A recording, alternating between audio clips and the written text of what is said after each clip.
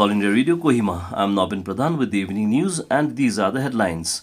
Constitution Day being celebrated across the country. President Kovind led nation by reading of preamble to Constitution.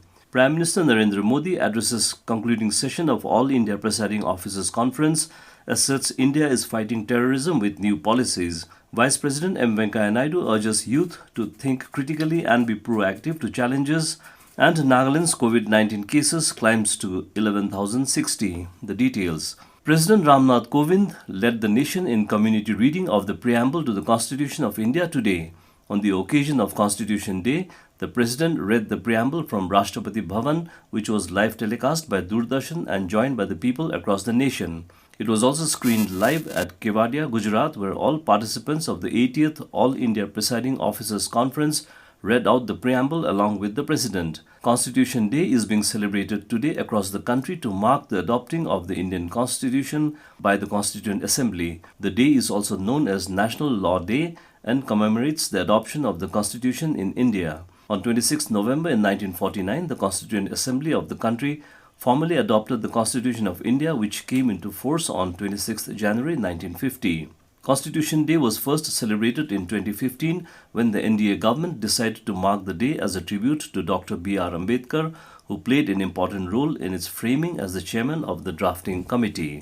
Union Information and Broadcasting and Environment Minister Prakash Javadekar read the preamble of the Constitution along with senior officials and employees of the Environment Ministry on the occasion of Constitution Day today.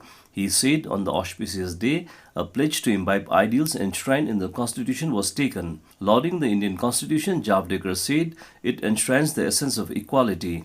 He said the Indian Constitution gave equal voting rights to both men and women since inception, which is a quality which was missing in the constitutions of other nations for a very long time. On the occasion, Javadekar also urged citizens to sincerely fulfill the fundamental duties as enshrined in the Constitution. Along with the rest of the country, Raj Bhavan Kohima today observed Constitution Day. On the occasion, Governor R.N. Ravi gave a brief history of the Constitution, making through broad participation of representation from all the regions of India and the significance of the preamble of the Constitution. The Governor, along with his wife Lakshmi Ravi, family members and staff of Raj Bhavan read the preamble. Meanwhile, Nagaland State Legal Services Authority also celebrated Constitution Day in several districts by conducting various activities and reading out the preamble. Prime Minister Narendra Modi has said that now India is fighting terrorism with new policies. Addressing the concluding session of the 80th All India Presiding Officers Conference today via video conferencing at Kevadia in Gujarat, he said, India can't forget the wounds of the 26/11 terror attacks. He said terrorists from Pakistan attacked Mumbai on this day in 2008, in which many, including foreign citizens and policemen, lost their lives. The Prime Minister paid tributes to them.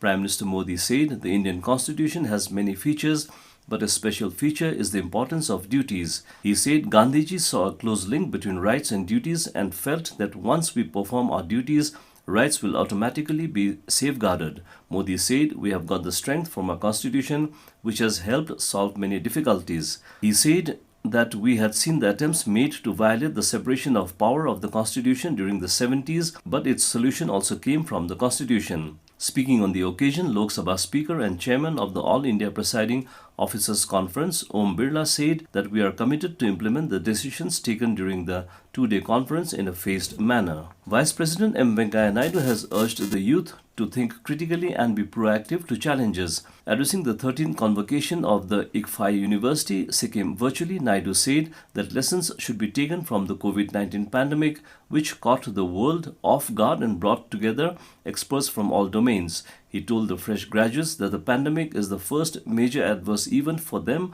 and they should look at it as an opportunity and not a challenge. Naidu said this is the right time to capitalize on the opportunities as job creators in India and urged fresh graduates to build upon Prime Minister Narendra Modi's idea of Atmanirbhar Bharat. You're listening to the news from All India Radio, Kohima. Nagaland today recorded 69 positive cases of COVID-19, including 131 recoveries. Health Minister S. Pangneupom tweeted that 27 cases were detected from Kohima, 17 in Dimapur, 14 in Mon, 8 in Tuensang and 3 in Peren. While 83 infected persons have recovered from Dimapur, 18 in Kohima, 14 in Tuensang, 13 in Mon and 3 from Phek. The state has so far registered a total of 11,060 positive cases, of which 1,400 are active cases and 9,488 persons have recovered from the contagion. Out of the 65 deaths in the state, 56 deaths are COVID, while 7 deaths are non-COVID and 2 deaths are under investigation, besides 107 cases which have migrated. Community health officers, CHOs, manning health and wellness centers function in Kohima district has been provided with IT equipments today. The equipments were tablet, SIM card, printer, laptop and others. Addressing the CHOs, Mission Director, National Health Mission, Nagaland, Dr. Kevichusa Medikru, urged upon them to work diligently so that the services given through the centers will improve and people will be benefited from it. Deputy Director, National Health Mission, Dr. Manya Phom, informed that during the first phase, the IT equipment for telehealth will be given to 82 health and wellness centers, while the rest 82 centers will be receiving the equipments in the second phase. Union Education Minister Ramesh Pokhriyal Nishank has directed UGC to ensure all scholarships and fellowships are distributed in time and to start a helpline for the same. He also directed that all the grievances of the students be redressed immediately. He was chairing a high-level review meeting on various schemes and programs of Education Ministry. It was decided that National Testing Agency will come out with the syllabus for competitive examinations after assessment of the existing scenario in various boards. It was also decided that a campaign would be launched by the Education Ministry to seek views from students, parents and teachers on how and when to conduct the exams next year. Prime Minister Narendra Modi will share his thoughts with the people in the country and abroad in the Mann Ki Baat program on All India Radio at 11 a.m. on Sunday. It will be the 71st episode of the monthly radio program. It will be broadcast on the entire network of AIR and Doordarshan and also on AIR News website www.newsonair.com and News on Air mobile app. It will also be streamed live on the YouTube channels of AIR, DD News, PMO and Information and Broadcasting Ministry. AIR will broadcast the program in regional languages immediately after the Hindi broadcast. The regional language versions will be repeated at 8 in the evening.